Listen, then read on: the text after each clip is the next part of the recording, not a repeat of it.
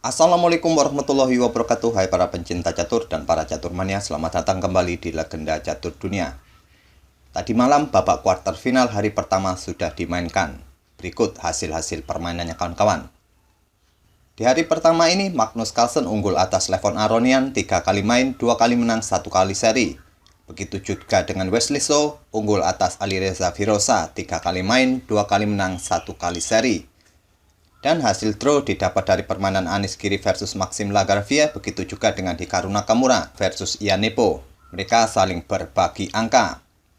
Dan bagi yang kalah tadi malam kawan, masih bisa membalikkan keadaan pada match di kedua nanti malam. Dan untuk video yang akan kita cover hari ini adalah game yang cukup singkat dari permainannya Ian Nepo versus Hikaru Nakamura. Partainya cukup singkat kawan, hanya dengan 23 langkah, sedangkan partai-partai yang lain cukup panjang langkah-langkahnya, jadi saya pilih partai ini. Dan kita langsung ke atas papan kawan.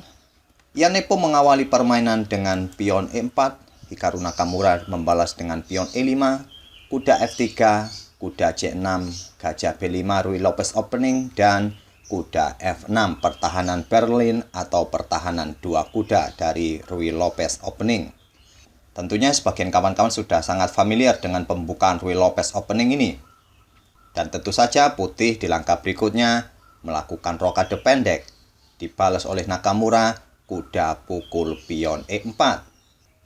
Sebagian pemain banyak yang tidak menyukai variasi kuda pukul pion ini kawan. Biasanya nanti akan dibalas oleh beteng ke E1.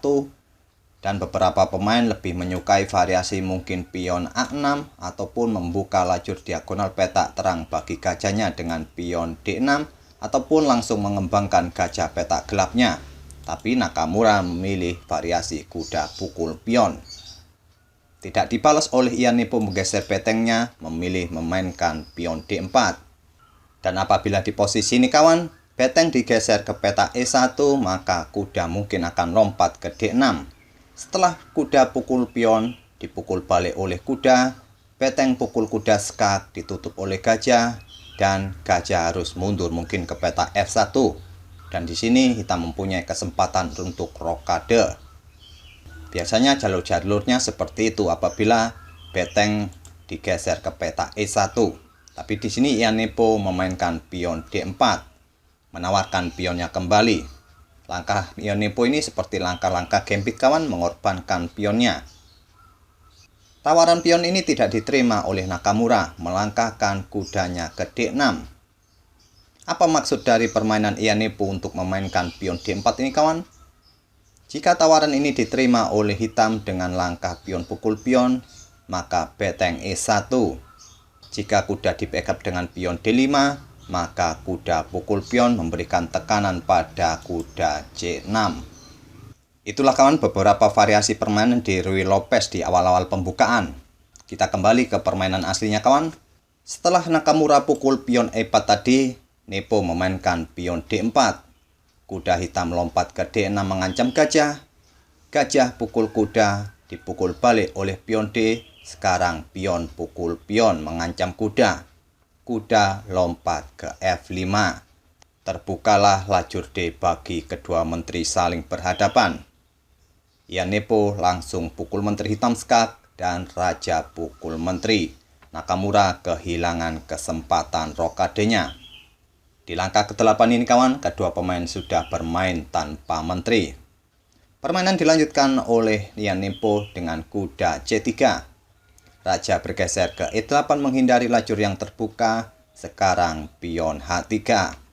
Ian Nepo sedikit menahan pergerakan para perwiranya kawan, tidak melanjutkan perwira yang lain, hanya memainkan pion H3 dan dibalas dengan gajah ke E6, mengembangkan gajahnya dan mempersiapkan betengnya untuk digeser ke lajur D.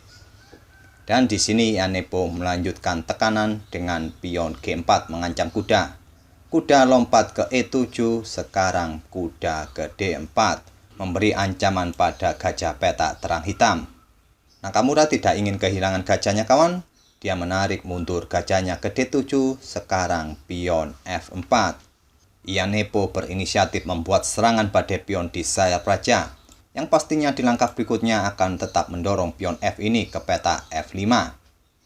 Di sini Nakamura merespon dengan langkah pion H5 ini untuk memecah struktur pion putih di sayap raja. Apabila pion putih ini pukul pion hitam, maka struktur pion putih tidak akan solid lagi.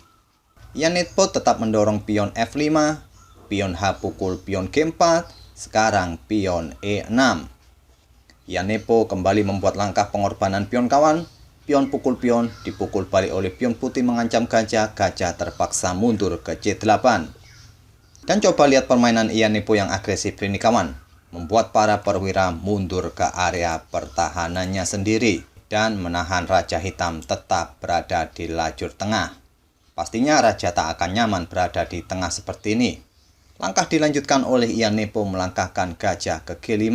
Memberikan tekanan pada kuda E7. Nakamura melanjutkan dengan langkah pion pukul pion. Sekarang Nakamura unggul 2 pion atas Ian Nepo. Pada posisi ini kawan, langkah pion C5 ini mungkin terlihat bagus untuk mengusir kuda dan mendapatkan pion E6.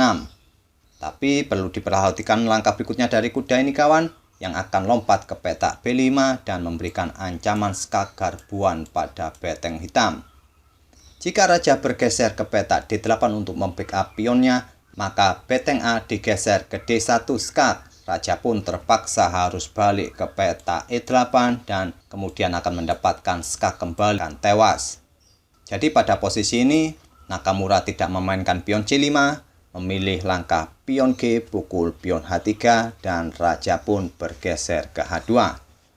Dan Nakamura melangkahkan kuda ke G6, memberikan jalan bagi gajahnya untuk ke petak D6, memberikan ancaman skak pada Raja Putih. Diantisipasi oleh Ian Nepo memainkan kuda ke E4 untuk mengontrol petak D6. Terus bagaimanakah hitam harus merespon langkah kuda ini kawan? Sekarang posisi dua kuda putih ini cukup sentral perannya kawan-kawan untuk menjaga atau mengontrol di area petak pusat ini. Pada posisi ini kawan, mungkin terlihat gajah ditempatkan di petak E7 merupakan langkah yang cukup bagus untuk mengadu gajahnya dengan gajah putih. Tapi mungkin akan dibalas oleh putih memainkan betengnya ke petak F7. Dan bila nantinya hitam melanjutkan dengan langkah gajah pukul gajah, maka beteng nanti akan pukul pion G7 terlebih dahulu untuk memberikan ancaman pada kuda serta gajah hitam nantinya. Pada posisi ini kawan, Nakamura melanjutkan langkahnya dengan beteng naik ke petak H5, memberikan tekanan ataupun ancaman bagi gajah petak gelap putih.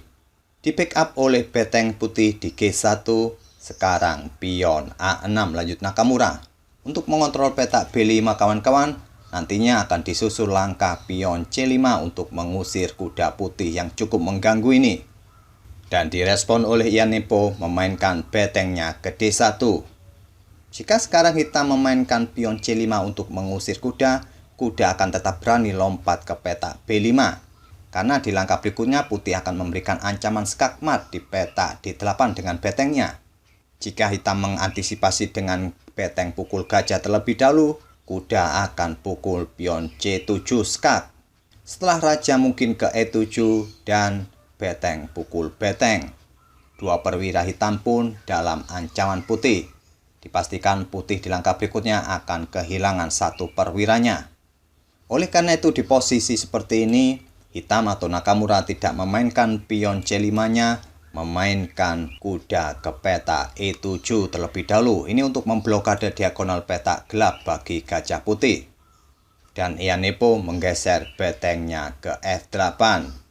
Sekarang barulah pion C5 oleh Nakamura mengusir kuda. Disinilah kawan-kawan momen-momen kritis permainan ini dan disinilah momen-momen kemenangan Ian Nepo. Bagi kawan-kawan yang belum menonton pertandingannya tadi malam, silakan pause video ini untuk beberapa detik dan temukan langkah kemenangan Ian Nepo di langkah berikutnya. Langkah berikutnya membuat Nakamura menyerah di langkah ke-23. Apakah sudah ketemu kawan langkah dari Ian Nepo ini? Jika kawan-kawan menemukan langkah beteng pukul gajah ini, berarti elo kalian berada di atas 2000. Inilah langkah dari Ian Nepo kawan yang membuat Hikaru Nakamura menyerah di langkah ke-23. Kenapa harus menyerah Nakamura di posisi ini? Coba kita lanjutkan dengan raja pukul beteng. Gajah akan pukul kuda skak, raja pukul gajah, beteng pukul pion skak. Jika raja bergeser ke peta E8 kawan, maka kuda ke peta F6 skak menggarpu beteng. Sama saja kawan-kawan, nantinya juga beteng ini akan tewas. Tapi kita lihat dulu variasi raja ke peta F8 dan putih di sini bisa melanjutkan pion ke peta E7. Jika nantinya raja pukul beteng, pion akan promosi menteri. Tapi langkah terbaik bagi putih adalah beteng ke F7 skak. Jika raja bergeser ke peta E8 kawan, kuda akan ke peta F6 skak dan akan disusul kembali oleh pion E7 skak mat.